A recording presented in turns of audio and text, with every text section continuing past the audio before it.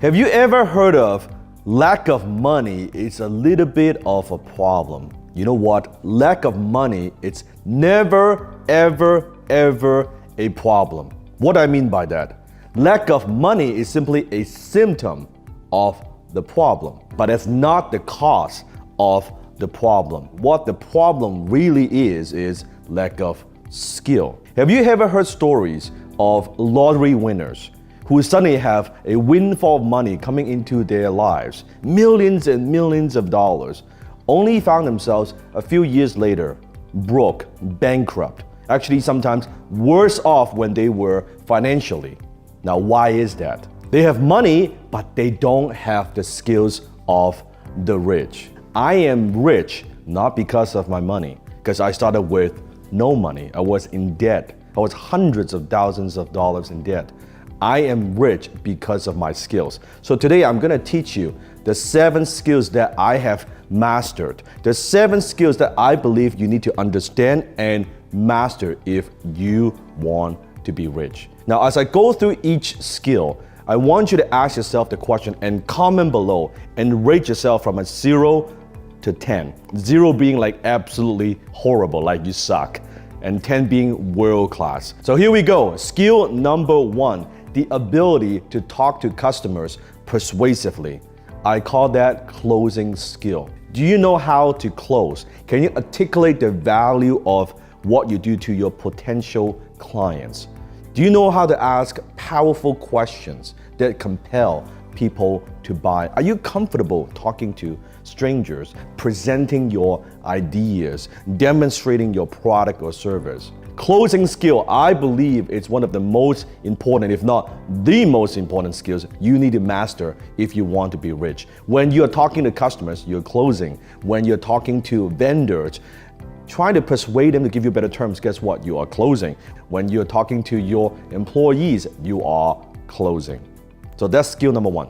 The number 2 skill that would make you rich, and that is the ability to speak to groups. I call that public speaking skill. You see, do you know the number 1 fear that most people have in life? It's not snake and it's not even death. The number 1 fear that most people have is public speaking. Now, why do so many people, why are they afraid of speaking to groups most of the time? Because they worry about if they're gonna sound stupid, or how do they look, or they are afraid because they might say something wrong. All these things, but you look at great leaders, almost all great leaders, they're all great public speakers, such as Steve Jobs, right? Such as Tony Robbins, Warren Buffett. One of the skills that changed my life is public speaking. When I joined Toastmasters years ago, because I wanted to improve my English and also reduce my accent, and I was improving myself through public speaking. I developed confidence, self-confidence through public speaking. So ask yourself, are you afraid to speak to groups? Do you know how to present your ideas to groups? Can you communicate with conviction and certainty? Can you interact with your audience? Maybe you get sweaty palms. Maybe you were like me in the beginning, like your face would turn pale, right? Your knees would be locked. That's okay. It is a learnable skill. But in order to be rich, public speaking is one of the most valuable skills that you must master. The third skill that will make you rich, and that is the ability to communicate with words in print, or what I call persuasion in print. I refer that as your copywriting skill.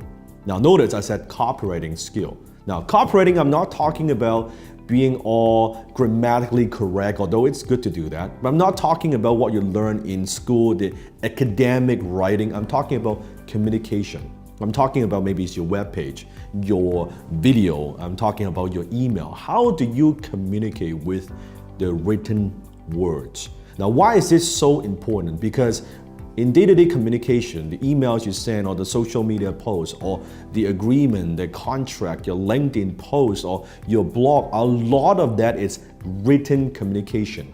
And when you know how to communicate effectively through the written words, it gives you a tremendous amount of leverage. Let me give you a perfect example. Let's say you create a social media post and you have a decent amount of following. That gives you leverage because what you say and what you write, that is seen by hundreds of people, thousands of people. In my case, it could be millions of people. In fact, copywriting is the very first skill that I developed as young Dan Lok, and that's the skill that changed my life. That's how I went from losing money and not making enough money to earning $10,000 a month in my early 20s.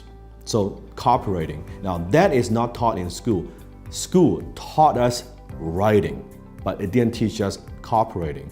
So that's skill number 3, the ability to communicate with words in print. Skill number 4, and that is the ability to communicate clearly and effectively with your team. I'm talking about your leadership skill. You see, in order to be an effective leader, you also must be an effective communicator.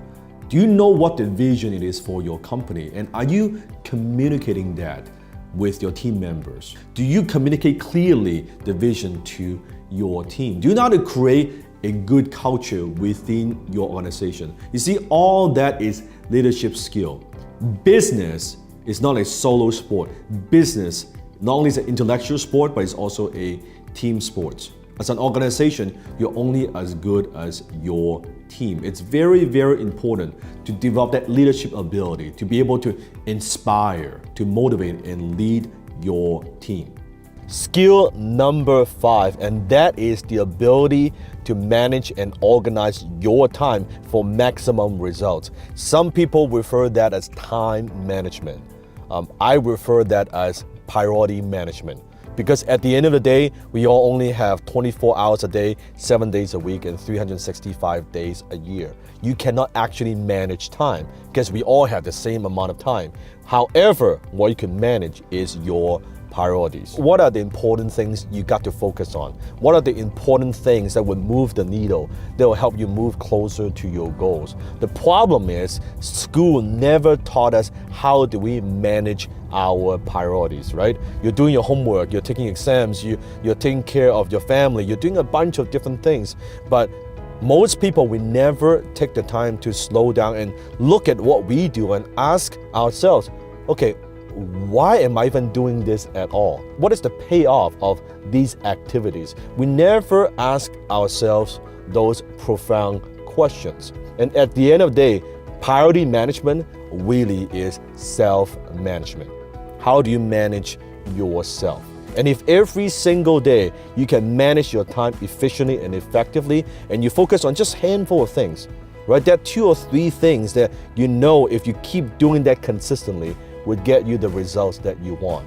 So rich people understand, they realize the value of their time, and that's why they avoid what I call minimum wage activities. If someone can get the job done costing you less than what your time is worth, we delegate it.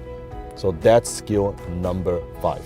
Skill number 6, and that is the ability to read financial statements. I call that financial literacy skill. Now, this skill is not taught in school. In school, how do we measure how well we do? Your scorecard. Are you getting A? Are you getting a B? Are you getting a C? Well, in the real world, in the business world, we look at your financial statements. Your financial statements, they are your scorecard. It tells us how well you are doing financially. How well are you managing your money? Now, you may be thinking, well, Dan, are you asking me to be an accountant, like take an accounting course or be a bookkeeper, things like that? No, but you do need to understand the language of money. Financial literacy, that's the language of money. How money works, your balance sheet, your income statement, your cash flow statement. When you look at the statement, you just look at the number and say, oh my God, man, I don't know what's going on, or I'm not making enough money this year in this fall, or I'm having a loss this year in business. Or can you read between the lines? What is it telling me? What's the story? How am I managing my money, right? And you need to understand the basics of some of these vocabularies of money: credit score, return on investment, profit and loss. right? Capital gain, capital loss, depreciation. A lot of these words, that's what you have to understand. You cannot improve something you don't measure. So financial literacy, and it's extremely important skill you must master if you want to be rich. Skill number 7, and that is the most important skill out of them all, and that is the ability to manage your own mind. I call that your mindset skill. Frustration, negativity, fear, envy, depression, limiting belief, procrastination. How do you manage your emotions? How do you manage your mind? You see, you could get all the other 6 skills right, and you can master all other 6 skills, but if you don't have your mindset right, it's not going to work. I've said it many times. The book Napoleon Hill wrote, it's called Think and Grow Rich. Part of thinking is managing your mind. What are you feeding in your mind? How many times do you know exactly what you need to do to accomplish your goal, to achieve results, but you cannot get yourself to do it because of procrastination? Maybe how many times in your life you have opportunities slip through your fingers and you cannot get yourself to step up and take action because of self-limiting belief? Or what about how many times that you know that other people believe in you, but you don't believe in yourself because of self-limiting belief? That's all mindset skill. So those are the 7 skills that will make you rich. If you want to know how it went from a poverty consciousness, a poverty mindset to a millionaire mindset, click a link below or somewhere on this page. I'm going to train you on it.